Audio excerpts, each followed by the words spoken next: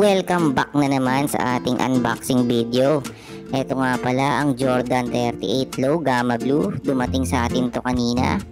Napakaganda ng box. Buksan na natin. Yun, makita natin yung isang pares, men. Yun, ang ganda ng colorway nito, men. Kaya pala Gamma Blue yung tawag.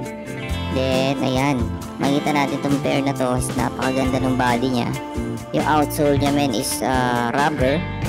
Then, yung kanyang toe box is suede.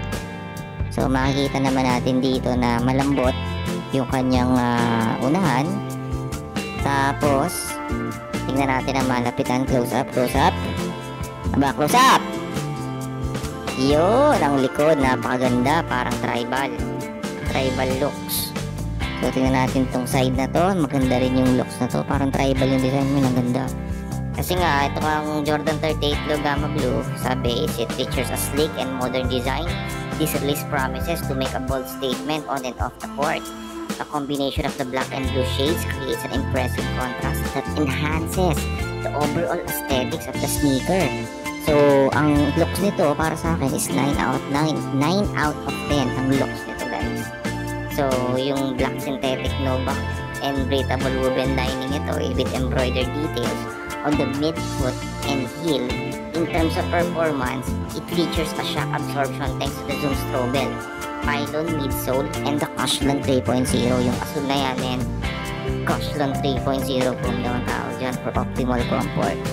The translucent rubber naman, yung outsole niya ensures an excellent grip on the court. The ultimate competition shoe has a new construction in the forefoot that brings the foot even closer to the ground. Classic look and futuristic reel. Kaya yung comfort niya, men, is 10 out of 10. Yun ang sabi ng script ko na sinearch ko lang sa Google. Ang galing, ano? Napakagaling nun. Pero legit, men, napakaangas itong sapatos na to. Kasi kung makikita nyo, sobrang komportable niya. Tapos, hindi na siya kailangan i-break in. Sobrang lambot niya. Yung spike check, okay, spike check, traction 9.0. 9 out of 10 ang traction nito, guys. Kasi nga, hindi naman siya rubber or gum sole. So, itong sapatos na to, guys, ipamimigay ko to sa mga subscriber ko. Yun lang, guys. Thank you.